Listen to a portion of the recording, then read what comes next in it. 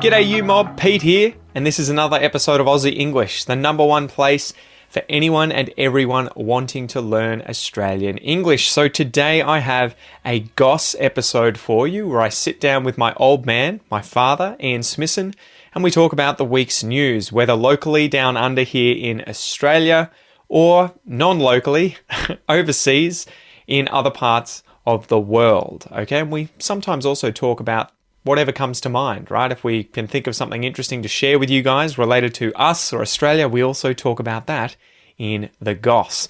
So these episodes are specifically designed to try and give you content about many different topics where we're obviously speaking in English and there are multiple people having a natural and spontaneous conversation in English. So it is particularly good to improve your listening skills. In order to complement that though, I really recommend that you join the podcast membership or the academy membership at aussieenglish.com.au, where you will get access to the full transcripts of these episodes, the PDFs, the downloads, and you can also use the online PDF reader to read and listen at the same time. Okay, so if you really want to improve your listening skills fast, get the transcript, listen and read at the same time, keep practicing, and that is the quickest way to level up your English. Anyway, I've been rabbiting on a bit, I've been talking a bit. Let's just get into this episode, guys. Smack the bird, and let's get into it.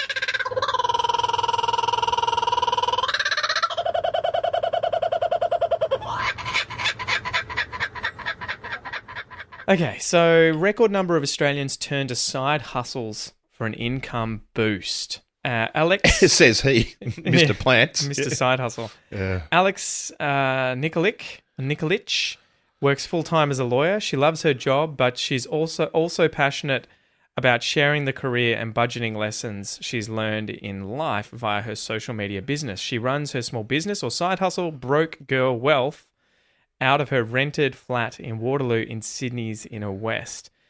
She makes a point to share the highlights alongside the mistakes and missteps, she says, as she grew her career and also tried to grow her wealth as a young person in Australia. So it is interesting reading an article about this where they're talking about, I mean, you'd think if you're a lawyer, you know, you'd be swimming in it, right? You'd be loaded. Yeah, it's not about making money. But, well, and I imagine if you live in Sydney, even if you're a lawyer, you're probably still struggling. But so, yeah, as a young Australian, she's obviously started up this social media business, Broke Girl Wealth. Obviously, go check it out, guys, if you're interested, where she's giving advice to other young Australians wanting to build their wealth. And she's done this as a way of making more money on the side from her normal full-time job. And the article talks about more and more Australians, and funnily enough, it uses plants as an example, who are monetizing their hobbies more than ever. Yeah. And so in the previous episode, we were talking about AI being used to create artwork. And at the end there, you were mentioning me and the plants and having a side hustle to try and earn more money on the side. I guess that's what a side hustle is, right? You're hustling, you're working hard to make money on the side from your normal job. But yeah, last financial year, 167,000 businesses were created, an increase of 7% on the previous year. Of those businesses, more than 80% were non-employing businesses or sole traders. Yeah. Many of them were Australians monetizing a hobby. That's what our members are telling us, that their inherent flexibility in the system, that there's an inherent flexibility in the system. So, sorry, who's the they when you said their members or our members? Sorry, this is the Small Business Council CEO, Alexi Boyd. Yeah. People may want to set up as a side hustle or earn some income in a different way, and that could take off and become an entirely new enterprise. Yes. And so that's what has sort of been happening with me recently in the plants. Firstly, it was that I was interested in adding a bit more greenery around the house, and then I kind of dived in as a sort of intellectual exercise and wanted to learn about how the plants work, what they like, how to propagate them. And I was thinking of, you know, maybe I'll start a YouTube channel and be a little creative so that I can use this as a way of being a hobby that also allows me to be creative and just relax and do something else. But then pretty quickly the gears were turning and I was thinking, how do I make money from this so I can really justify the amount of time that I'm putting into it, so that it's not just, say, you know, me drawing pictures of cats for the fun of it and filling up books and leaving them on the shelf, but me trying to have fun whilst also sort of working on my mental health and relaxing, but also generating an income and turning this into a side hustle, which is what I've ended up, at least in the process of starting to do. I haven't really made much income, but I've definitely spent quite a bit on starting the business up. Yes, you're still a long way behind. Yes, but do you think more Australians now than ever, at least in your experience, the data says there are more of them, but in your experience, have you noticed more Australians doing side hustles to try and make a living? And is this a good sign or a bad sign if Australians are having to do this to try and again, I think by? it comes down to the question of have to. I don't think many people are going to turn their hobby into an income because they have to. Yeah. Because they're already doing their hobby. As opposed to a lot of people, certainly in my generation, people who went out and got a second job, which is the equivalent in this case, would be I'm going to work at the local 7-Eleven or petrol station, or I'm going to go and stack shelves at the supermarket for $20 an hour, or whatever it happened to be. So that often those jobs were unskilled but flexible hours. You could work from 10 o'clock at night till 4 in the morning, and then get up at 9 o'clock in the morning and go back to your normal job. You probably couldn't sustain that, but that was the sort of thing that people were doing in that second job, or getting weekend jobs. When I was working, in the last couple of years that I was working full-time, I was also teaching photography at the local community centre part-time. Not to make money, I was getting paid to do it, but I wasn't thinking, I need more money, I'm going to go out and do that job. I was just interested in doing it, and I've been a teacher all my life, so I thought, oh, well, that's something, and there's a community interest, so I'll do it. So I think there's a lot more people who are looking at saying, I have this hobby, how can I indulge in it more? And sometimes I think it doesn't come from the, how do I turn this into a business? I think it's more, how do I make it pay for itself? Mm-hmm.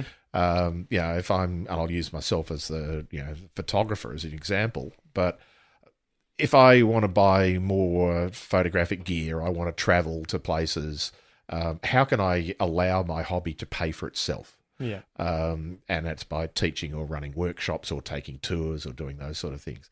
In your case, it was you got interested in plants for an aesthetic and an intellectual thing, and then it was, well, how can I monetize this? Mm-hmm. Partly to pay for itself, and then it's, well, this could turn into a business. As opposed to saying, I'm going to come up with a second business, which hobby of mine is the best way of doing it? Yeah. Which is the sort of backwards way of doing it. So to get back to your original question, I think there's certainly anecdotal evidence that a lot more people are starting to do this. You hear of people doing it all the time. Do you think it's because they're feeling pressured to earn more income, or do you think it's that we have more time to invest in our hobbies and then it just becomes a natural course of trying to get an income to cover the hobby itself? I think it's a bit of both. There'll be somebody who some people who want a second job and go, well, I can teach, so I'll go out and teach. Yeah. Others who it's the I need a way of paying for my hobby, and then there'll be just some people who are just and you're a bit like this too, of the entrepreneurial part of you overtakes the creative and the intellectual fairly quickly in that the entrepreneurial then becomes the creative task. Yeah, well, that's where they overlap, and right? that's the and I always look at it from the psychologist point of view of the intrinsic motivations are usually interest. The extrinsic motivation is usually money. Mm-hmm. And the two of them can overlap if it's your hobby. It's not going to, you've got very little intrinsic motivation to go and stack shelves at a supermarket. That's purely, I'm going to get. I'm massively I just passionate love about this stacking shit. cans of fruit. That's my job. It just Don't gets give me the off. drinks aisle. Yeah. I want the cans of fruit aisle. I just need to line that shit up Exactly. perfectly, and then Who I just stuffed this up? They put the peaches where the pears are supposed to be. I'd do this for free. Yeah, exactly. So there's very few people who do I bet that. there's someone who does that in Australia. Just goes to the shops and lines everything up. I'm sure there are a few people who OCD. are on the spectrum of OCD or autism spectrum, Yeah. who just get off on that. And And funnily enough, they probably do have an intrinsic motivation to do that sort Well, of stuff. and as a side story, right, there was that guy with autism that we saw a video of recently in America at a checkout. I think it must have been for Wendy's or something, and it was amazing because the person ordered something and the guy would give the change, however much money, or say however much it was, and he would rattle off facts about that year in history if it was a 4-digit or 3-digit $10.66. Oh, that was the Battle of Hastings. And did you know that William the Conqueror was actually a bastard from blah, blah, blah? He was insane, just pumping it out.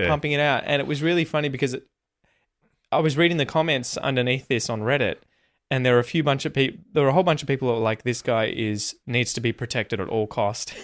Do not let him fall into the hands of the enemy. Yes. And others that were like, how is he being so underutilized when he's clearly such a genius, you know? But then there were a few comments that were people saying, I also have autism, and this guy is exactly where he fucking wants to be. Exactly. And he's crushing it. He loves it. He loves it. Yeah, and they were like, yeah, don't worry, guys. He is absolutely where he wants to be. I thought that was amazing. But yeah, so do you think the average person can develop a side hustle no matter who they are? Or do you think it takes a certain type of person? Firstly, I don't know who the average person is. You know what I mean. No, I do, but I think, and it's partly around because you said the average person and then everyone. But Okay. I'm not just being picky and arguing semantics, but I think most people can probably turn a hobby into some form of income generation. Yeah. Whether that turns into a business, and in a business I'm talking about something that is actually going to make a profit. Doesn't have to employ anybody or whatever, but to me, a business is something that you don't just make money out of. Like my photography is, I'm a registered business and I do make money, but I spend more money on photography than I make as a photographer. Yeah. Because I'm not doing it as a job. And so I look at that, is this a job or is this just a hobby that you make money out of? So it's sort of like offset as opposed to earning an income. And I'm not doing it in order to make money. It just happens to make money, and so I'm happy to sell some images and I'm happy to do some teaching and so on, but I'm retired, and so that's, I'm going to be doing this stuff anyway, so I might as well make a bit of money out of it. As opposed to somebody at your age saying, we're paying off a house, we've got kids who are going to be going to school and university and so on, how do I get more money, how to get more income? So that idea of, if you are doing a hobby that is expensive and you are doing it to offset, make sure it offsets itself if money is the issue, or create a business out of it, and that is where the business is actually profitable. And then it becomes you shouldn't necessarily be buying the new camera every year. But I can write it off as a tax deduction. But the tax deduction is not written off the whole price, or I can, business expense and so on. It's that the idea of creating income is different from creating a business. Well, and I think that's been the hardest thing in a very long-winded way. For me, it's kind of like you go down the rabbit hole, and it happens with me. It may not be something that most people experience, but I always want to get into the niche, usually more expensive things in a certain area, right? Like with bird photography, when I got into that, pretty quickly you're like, I want to get the best pictures possible. How do I do so? You need the best gear possible. Right, and or at least you need expensive gear. Yeah, well, at all gear is pretty much expensive in photography. There's not really. Yeah, you can get into bird photography and only spend $50. Yeah, I've already got a camera on my phone. That'll do. That's it. Yeah, I'm doing long distance bird photography with my iPhone. Yeah. Every bird's a pixel. Exactly right. But I tended to, like with the plants, it's like, I want to get into the rarer plants and it's one of those things where you're like, why are these more interesting?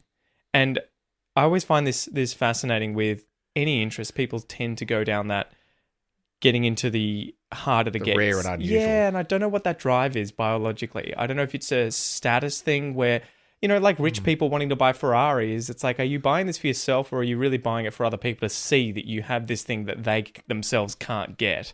That there's a certain amount of prestige and it's desired, and the average person can't just go out and get it, right? Like if a Ferrari could be owned by just about anyone, would anyone have one, right? Or at least would anyone have one and drive it around with the same amount of pride and wankery that they do with the current Ferrari? Like, when was the last time you looked at someone driving a Hyundai Excel and even noticed that they were in a Hyundai Excel? You probably didn't even think about what car it was, right? But so I always think about these things like with plants, because there is this sort of movement in the plant community that I'm now a member of and see where you'll have this kind of like people who go hardcore into the rare, expensive shit, and then people who reject those who go hardcore into the rare and expensive shit just out of the fact that they go into the rare and expensive shit. Yeah. And it's really interesting how no matter what it is that you get into, there end up these subgroups of people who are, and there'll be those, well, I'm only into variegated expensive plants. Like you can't afford them. Oh, Jesus, that's a pity. And then there'll be those who are like, everyone who gets, I don't have any variegated plants because only wankers buy those and I don't want to be a wanker. So it is really interesting to see these things develop and these behaviors and interests and I don't know. I find it really fascinating. Well, I think your original sort of idea around the, why are we attracted to the unusual? I think there's an element of us as humans that we are collectors. There's a element of us that just says, "Oh, I've got one of these. You mean there are 5? I've got to find the other 4." Mm-hmm. And the collecting part is a bit about ownership and having possessions that are of some value. But then the second part of it is just the intellectual and creative challenge. Yeah. People who are stamp collectors. There's 3 sorts of stamp collectors. There are the ones who do it as an investment. There are the ones who do it because they genuinely like stamps and they are interested in the geography and the history and how stamps are manufactured and so on. And there are others who are just collectors and they just happen to be collecting stamps. Yeah. And so there's always another stamp to collect, and I've got, friends who are, a friend who's a stamp collector and he just collects stamps, but he collects shells, marine shells. Yeah. Stamps, so stamps from are just around the world. Collect, Like he collects Australian stamps, but in addition to his Australian stamp collection, he collects marine shells. Mm-hmm. So any stamp from anywhere around the world, he's interested in finding them, and that's the challenge for him. Especially stamps with marine shells on them. Yeah, well, exactly. So just finding those, but that's it. No, the stamps with marine shells. I bet they blow his mind. He wants to find those, and that's the challenge. Is that they're rare. Stamps with famous people's faces is one thing. I thought you meant he was getting shells on one part. Well, he used to, but then he crossed it over. Gotcha. And so that stamps with marine shells on them became a thing because they're rare. Yeah. And it's just an interesting thing. How do I find the stuff from Vanuatu from 1975? I feel like that would be such a small group of people. Who would ever resonate with that? I know. Who does he trade with? Well, he doesn't trade. That's the thing, is he buys. Yeah, I can imagine. Where are you going to go? There must be a subreddit. I bet there's a subreddit of those. There'll be like seashell stamps. Yeah, exactly. And he, one user. He started doing this pre-internet. Yeah. So then it was. Oh man. Yeah, you're on mailing lists, Imagine literally, where every month him. somebody would send a catalogue of. What stamps of Vanuatu from 1972 to 1979. 3 of them had seashells on them. Good, I'll get those. And you send your bank order away and it comes back in the mail. It's so funny. You see, that's one of those things where I'm like, why would you, if you have that kind of interest and passion for something, why would you focus it on something that is not going to be able to make you money like that? I mean, I'm assuming perhaps you can make money from stamps with seashells on them, but it would be eventually, yes. But how do you not shift this onto something that you can apply the same amount of passion and vigor and interest and how many people, you use the Ferrari example, but let's say vintage cars. Mm-hmm. Yeah, people who rebuild vintage cars. Yeah. They're never going to make money on it because it'll cost them hundreds of thousands of hours and hundreds of thousands of dollars to find all the bits. It's the creative challenge. I would be thinking making it authentic, and I would be thinking of other ways, right? It's like, how do I develop a YouTube channel and a following that I could potentially sell ads to via, say, a podcast or YouTube that allows me to do the thing that doesn't inherently earn money. Are not interested in the entrepreneurial side of it. Yeah. They just got this passion for doing a particular thing, and making money out of it is never something I think about. I don't know. It's one of those things I just wish more people had that kind of interest, I guess, because I know so many people. I've got a friend at the moment who's I don't know if you've heard of these quiet quitters. Have you heard of that movement? Yeah. Where they collect their paycheck, but they do nothing above and beyond what they need to at work. Do so my quietly 37 hours and 25 minutes a week. And I love him to death, but he's one of those people who is like, I just want my paycheck, and everyone at work and the job itself can get fucked. Like, Yeah. I just don't care. It's fine. And yeah, He does a good but I job. know he has so much passion for some of these things, but he's just like, I could just never do what you're doing. And I'm like, man, you could. Anyone can do. I feel like anyone could do what I'm doing in terms of following a Yes, passion but, and that's building it up. That's trying to think of the right word without being insulting. No, it's a sort of That's something a loser would say, Dave. no, Pete. no, not loser. It's a self-indulgent view of the world, Yeah, and not in a bad way, but it's that you're being overly optimistic. you're projecting your interest and skills Yeah. on other people, in the sense of, I can't sing. You and your mother can sing. Mm-hmm.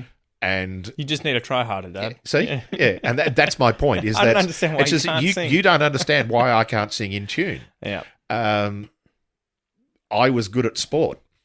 Yes, I practiced a lot, but and you were the same. You'd pick up a tennis racket and you could just hit a ball. Yeah. There'd be 10 other people that would pick up a tennis racket, and the first 100 times they swung at a ball, they'd miss it. And so there are some people who have particular innate skills.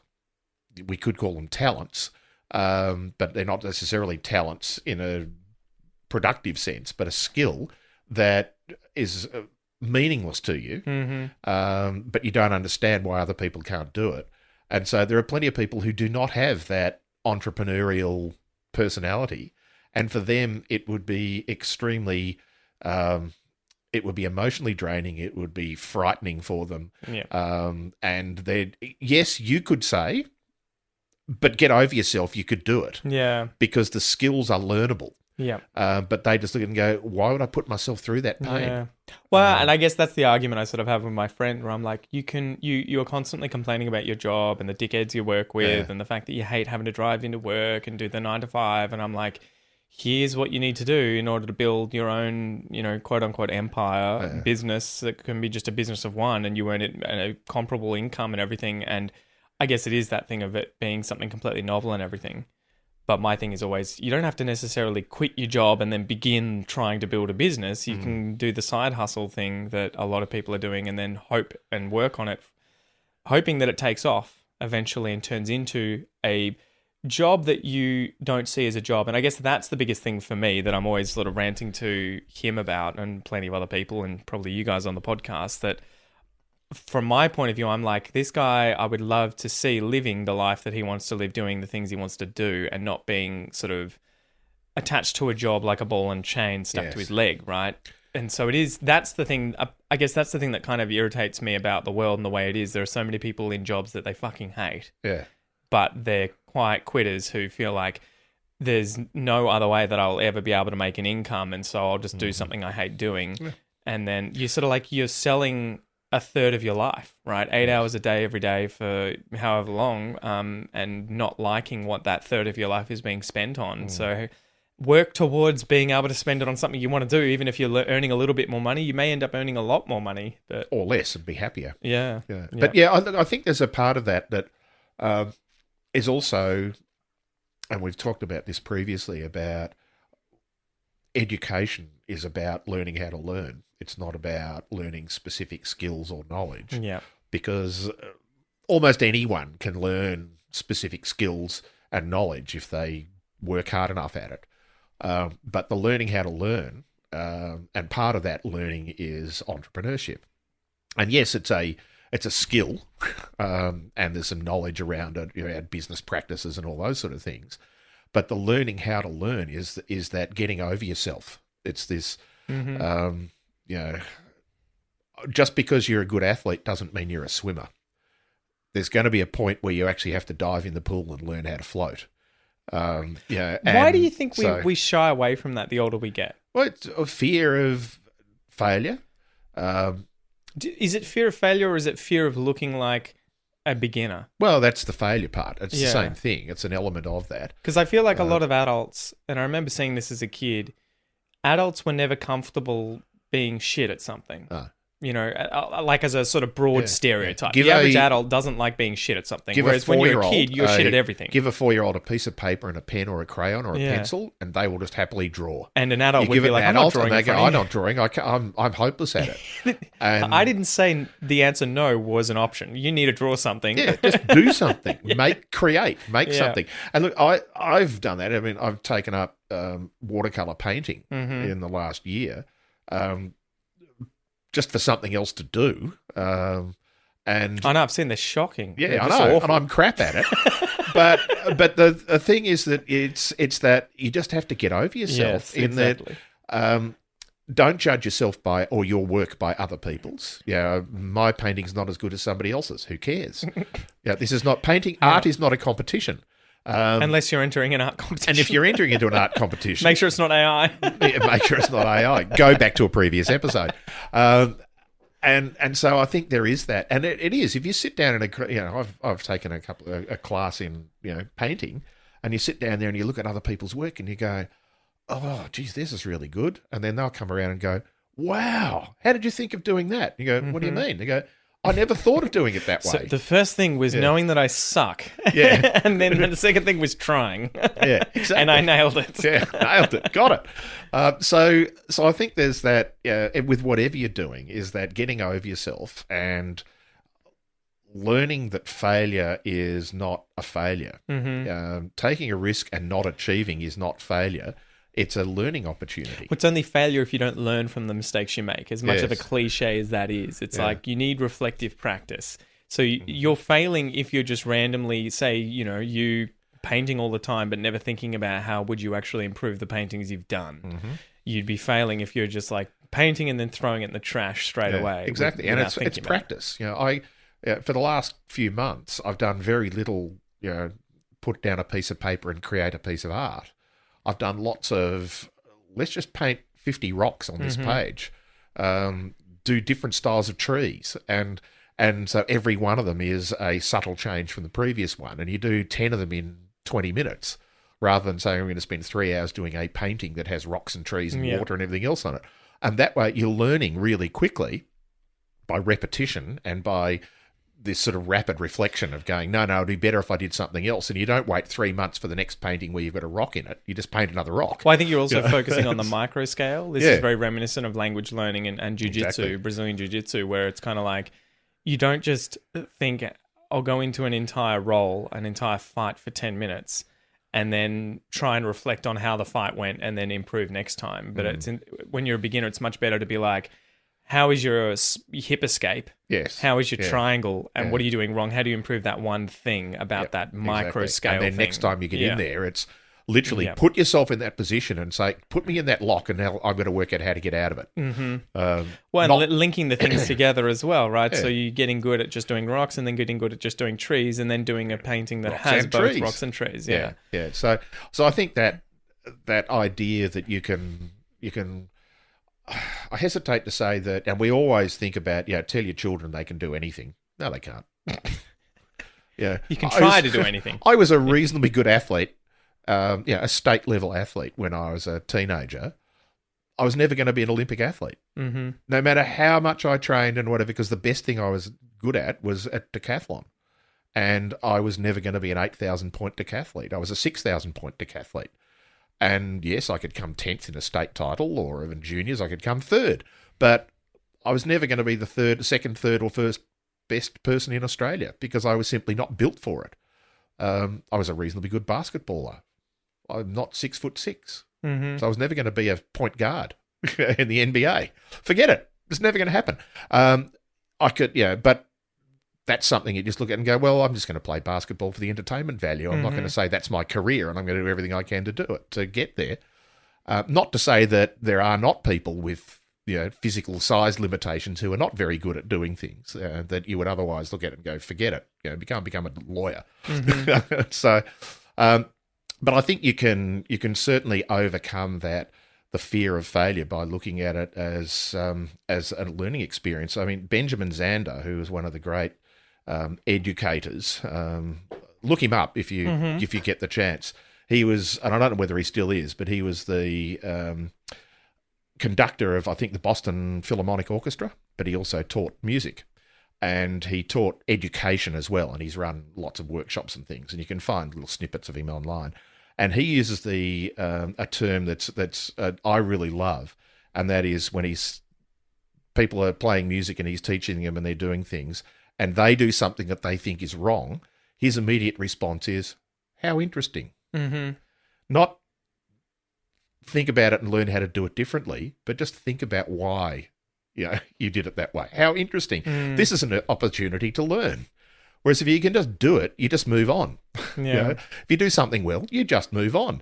You don't go back and reflect on how to do it better. You just assume that good enough is good enough. Whereas if you're not good enough, you'll think, how interesting. I used to find those really talented people just the most boring people to talk to about that thing that they were talented at, because a lot of the time they didn't know why. They didn't know why. Yeah. You don't know why you can sing. Well, I did lessons, so but you only went that, into singing lessons because you could already sing. Yeah, Yes. but I remember doing fencing and getting a fencing lesson from one of the Australian Commonwealth champions, and she was the most awful teacher because she would just be like, "I just do it." Like I'd be like, "How did you do this?" And she would just be like, "I don't know. I just sort of just do that." And I'd be like, "Well, that was a fucking useless explanation." So I guess you need. I guess it's like tennis coaches never being as good as the people that they're coaching up at the top level, and it's like they don't need to be because they're not trying to be better than them. They're trying to get them to be as good as they can possibly be. Yeah. So do you think it's something that you're gonna see more and more people have to develop a side hustle? Because I guess coming back to it, I was wondering how much this is driven by the economy and wages not being not moving, being stagnant. And are people developing side hustles because no matter what job they have, the job's wage isn't increasing as much as inflation? Because that's at least, I guess, sorry, I'll let you answer, but I guess that's why I've sort of developed this plant thing on the side. I probably could, in all honesty, I probably could have applied all the spare time that I've spent on plants to Aussie English and be in a better place. The hardest part is, though, that, it's kind of like saying, well, I could have spent all day training for the marathon. Yes. It's like, yeah, but sometimes you want a break. You don't want to be working on that There's thing. also You need a timeout. diminishing returns. Yeah. In that you cannot, and I remember having a discussion with a previous boss, a president of a company that I used to work for, and he was the founder of the company, and he had 100% growth for the first 3 or 4 years, and it was Ian, if we can do this for the next 5 years, and I said it's not going to happen. And he said, oh no, don't be so negative. I said it's not going to happen. Just do the arithmetic. You're an engineer. Do the arithmetic. You cannot have infinite exponential growth. It's just impossible. Mm-hmm. There are things plateau out. You go on this S curve where when you start off doing something, it increases rapidly. Firstly, because you're exploiting a niche in the market potentially, and the thing will take off. Yeah. Secondly, you put a huge amount of effort into doing it. Mm-hmm. You reach a point where you can't put any more effort into it, and then you have to start employing other people.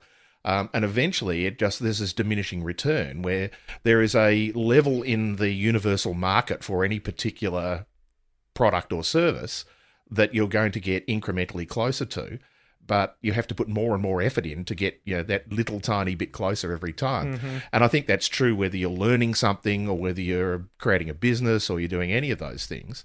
So sometimes there is that, and I'll go back to my decathlon example of how do you train to be a decathlete? The temptation is to say, well, I'm doing 10 events. Let's just go out and practice the ones I'm good at. No, because you can practice the ones you're good at. You're going to only get incremental improvement. You practice the ones you're crap at, you're going to get much quicker improvement in those. Mm-hmm. The ideal decathlete, if you want to be an 8,000 point decathlete, the ideal is get 800 points in every event. Out of how many? 1,200. Yeah. So not get 1,000 points in 4 of them and 600 points in the others.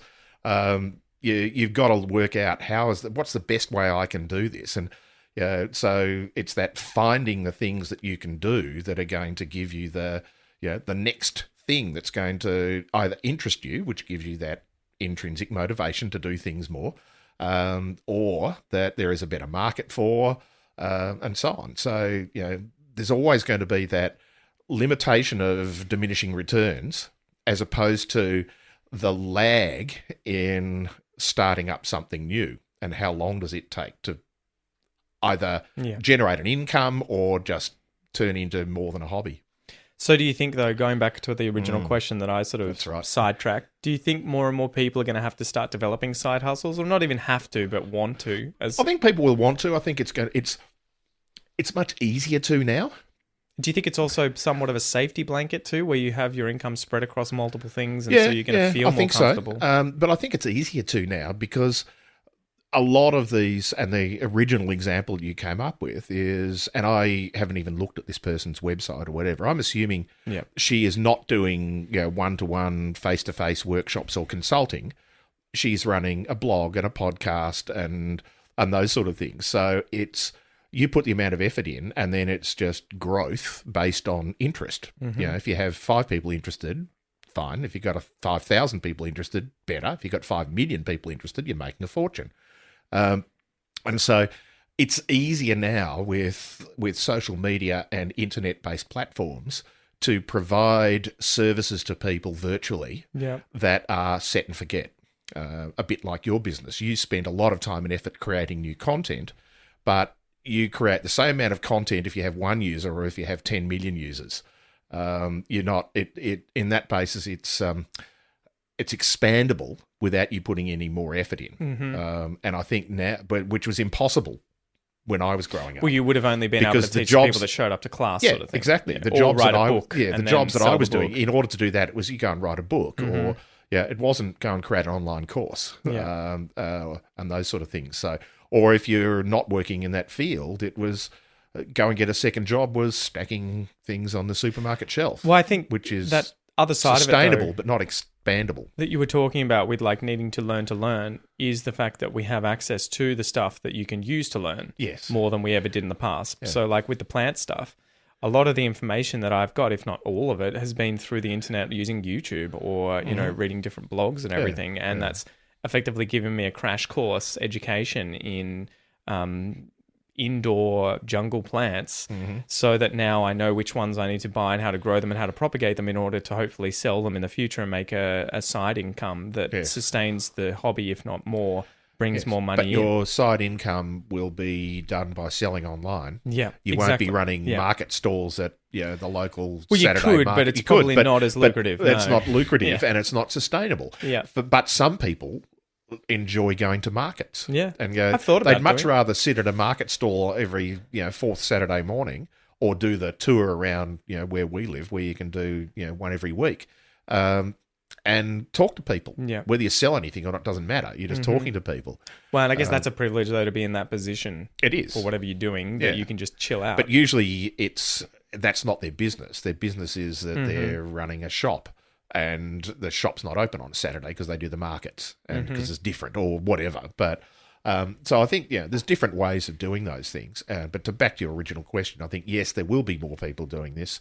Firstly, because it's easier and there are opportunities to. Secondly, because I think it is needed. Many people who are on, an average income will be struggling with, now, particularly in that they've bought into, housing markets with rising prices of houses, and now mortgage rates are going up and so on. So the cost of living is going up. I think a lot of the cost of living at the moment is short term. You can only hope. Because of the fires and floods that we've had in Australia over the last 2-3 summers have meant that just fruit and vegetable prices have just gone through the roof because of scarcity, and the war in Ukraine has meant that oil prices have gone stupid around the world, and that's a completely different discussion. But those things will resolve themselves one way or another. Yeah. Whether it's 2 years, 5 years, 10 years. 5 years, that it's not going to be a continued thing. But in the medium term, people are going to be struggling, and they've got to have another way of earning income. So finding something that you're interested in is the best way of doing it. It's the old line of, if you enjoy doing your work, it's not a job.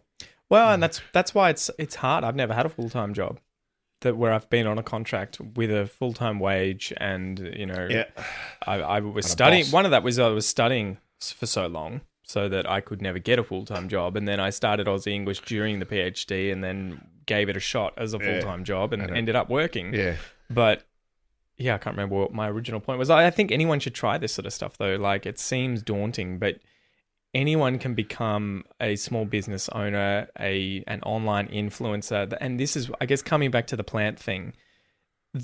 It's so interesting. With YouTube and podcasting, a lot of the content has to be heavily curated and very short and to the point, and you have to be so structured. But that's a skill that's a video creation skill. Yeah. And not just the technical capability of producing a video, but knowing how it's a marketing skill as well. It's just it's a completely different style of being online for me, and it's the side of it I don't really like, where I have to think about, okay, this video needs to be under 10 minutes long. I need to hit this rhythm with how much information I'm giving out.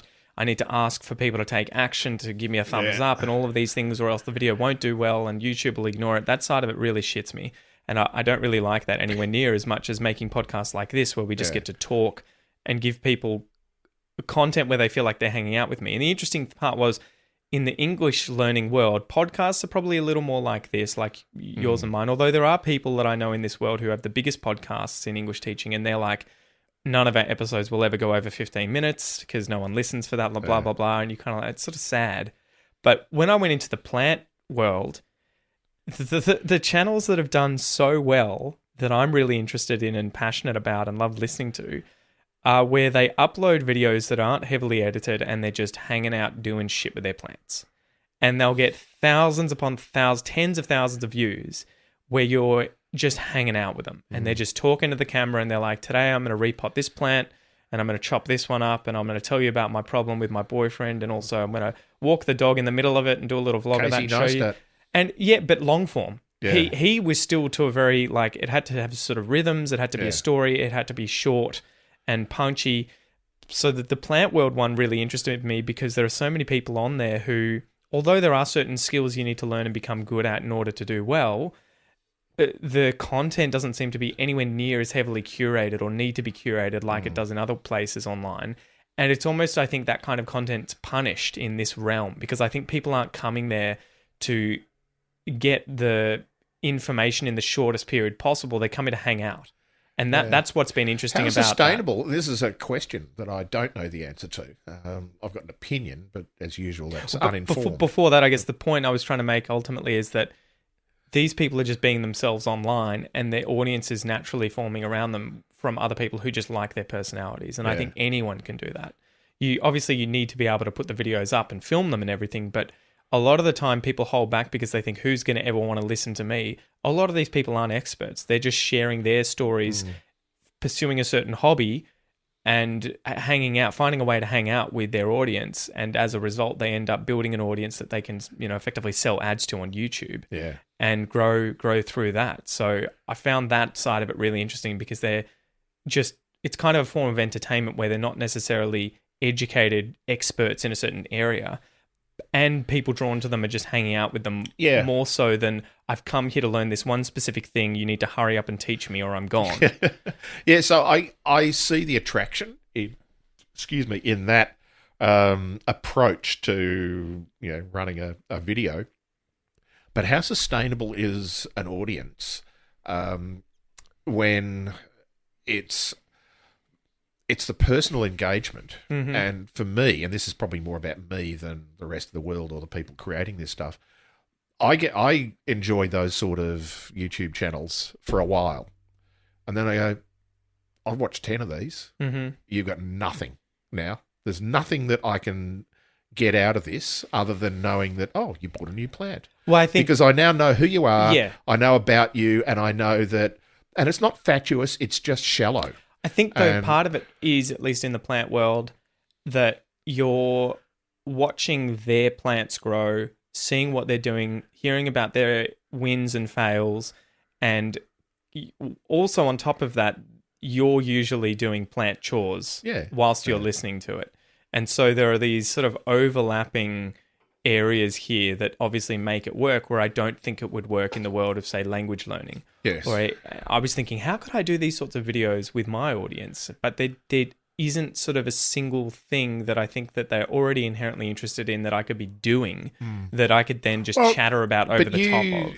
You've probably forgotten your humble beginnings. you sort of did that originally. The walks with Pete. Yeah. Go back and see if you can find them. But they were never videos on YouTube, I guess. I'm thinking about YouTube here. Yeah. Podcast-wise, 100%. Yeah. I can just talk about whatever, and hopefully the audience will, if they find it interesting, listen to it, because they feel like they're just sort of hanging out with me and getting, and you in this episode. Yeah. And we can talk about whatever as long as it's in English, right? If I come up and start speaking in Hindi, they're probably going to be like, okay, this podcast's not for me unless I speak Hindi. But it's just been one of those interesting things, seeing these tools like YouTube in particular. And I don't know if it would work as a podcast. You couldn't, I don't think you could film these videos playing with your plants and turn it into an audio podcast and have the same sort of audience because people can't see what you're doing. Visual interaction. Yeah, exactly. Whereas with... And if you have a look at this plant... Yeah, which one? You just have to know what it looks like. Imagine in your head. Yeah. Exactly. But I guess the whole point of me telling that story was that there are ways that you can create businesses online where you just get to be yourself and also share your journey of learning something, even if you're not an expert at something. So I do thoroughly think, give it a go. Try YouTubing, for whatever thing that is your thing, give it a whirl, because I think every single person that I know that's made it on YouTube never started thinking they were going to make it. They just were piss farting around, I agree. playing with it, and then it took off. Yeah, but I mean, I was just thinking though of an example of what I was talking about of channels that I start watching and then get basically just get sick of them. You would be the most nightmare user though. I would. Your audience. Oh, absolutely. I completely agree. I don't know which YouTube channels do you even watch for more than say a few months, Dad? Are there ones that you religiously go back to? No, there's a few. But having been planning the build of a camper van, oh shit! There's a new YouTube channel coming. No, probably not. You heard it here first. But once you get sucked into the vortex of van life videos, you sit there and go, I'm interested in builds, and most people are not talking about building their van because most people are more interested in either buying the van or they build their van and then they're done. And what they're really doing is talking about they either live in it or they're traveling in it as holidays. And they're out, this is my holiday in Spain, and we'll go and do this. And that's really cool. And there's a couple that I watched sort of not quite religiously, but got into them for a while. Then I thought, after 20 or 30 half-hour videos of watching these people traveling around, you go, they got nothing more that they can do. The 21st one is going to be a copy of what they've already done. Yeah. And it'll be entertaining, but I'm not going to sit and watch it for half an hour. Yeah. And then there are others. There's a lesbian couple who are British who are hysterical without trying to be hysterical. Yeah. And they know they're funny, but they're not trying to be funny, if you know what I mean. And they're entertaining to watch because it doesn't matter what they're doing. Yeah. It's the fact that you're just watching them. And they're traveling around Norway and they're arguing with each other and they just film, and obviously there's a clever editing of it as well. And for one of them, that's her job, is just producing these videos. The other one has a full-time job, even while they're traveling, and so it's part of it around that. So it's entertaining to watch. But most of them that are just talking about, and then we went to this national park and we found a bear. What? Yeah. So, oh well. Yeah. Probably where this On episode that note, ends. We've run out. We've sent me to sleep. Yeah, all good. Well, thanks guys for hanging out with us. Thank you. Hopefully you've enjoyed these episodes, just chilling out with us. You'll have to let me know if you want any more Walking with Pete episodes. Walking with Pete. Yeah, I feel like I need to hang out with the audience a little more and do those sorts of episodes again. But again, traveling with Pete and Dad when he gets his camper van. Have that voice in my head of just like, no one wants to listen to you. Shut up. Yeah, no one cares about your dead cats. Yeah.